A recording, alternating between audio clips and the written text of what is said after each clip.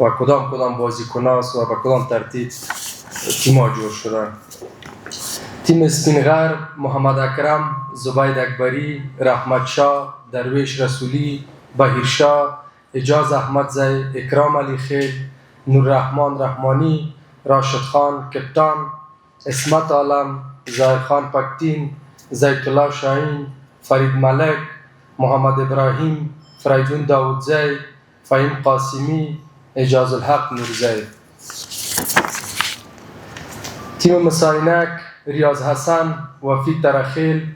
خالد تنیوال، ناصر جمال، ایمل شاهین، سهیل خان زرمتی، افسر زازی، رحمان الله گربز، محمد نبی ساخیل، فرمان صافی، مجیب رحمان، خلیل گربز، نصرت نورستانی، زیا شریفی، بلال سمیع، دولت زدران و خالد احمدزی. کپتان: رحمان الله گربز.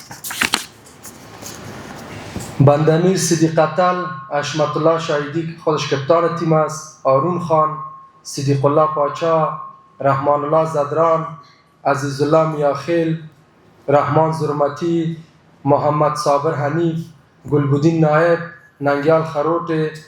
علا محمد، اظهار نوید، سمیع سرمست، سلیم صافی، خلیل احمد، بارگزی ناصری و سید شیرزاد. تیم آمو: عبدالمالک، عمران میر، حسن ساخیل، شاهد الله کمال، کرامت الله، شوکت زمان، اسحاق رحیمی، یوسف شاه، عظمت عمرزی که کپتان تیم است، محمد یونس زدران، قیس احمد، عظیم زدران، فضل حق فاروقی، یمین احمدزی، عبدالله احمدزی، فیصل شینوزاده و محمد نبی میاخیل. تیم بوست: ابراهیم زدران که کپتان تیم است، حضرت الله زازی، جاوید احمدزی، اکبر موسازی، نجیب الله زدران، محمد آصف موسازی، نومان شاه، حاجی مراد مرادی، شمس کروخیل، کریم جنت، نور احمد لکنوال، عرب گل، نجات مسعود، سید خان، بشیر احمد، عبدالله ترخیل و روح الله عرب. باید یادآور شد که با 5 اساسی تیما جور شده: سنترال کانترکت،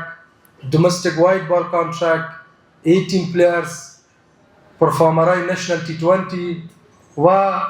در آخر هم بازیکنایی که در کمپ بودند. البته در کمپ نشنل تیم که به خاطر تست میچ که آمادگی بود، چون در این زمان نشنل تی 20 و کمپ یک جای برقرار شد، از او خاطر 3 بازیکنی هم است که پس نامایشان را براتان میگیرم که هم مستقیم کوالیفای کردن.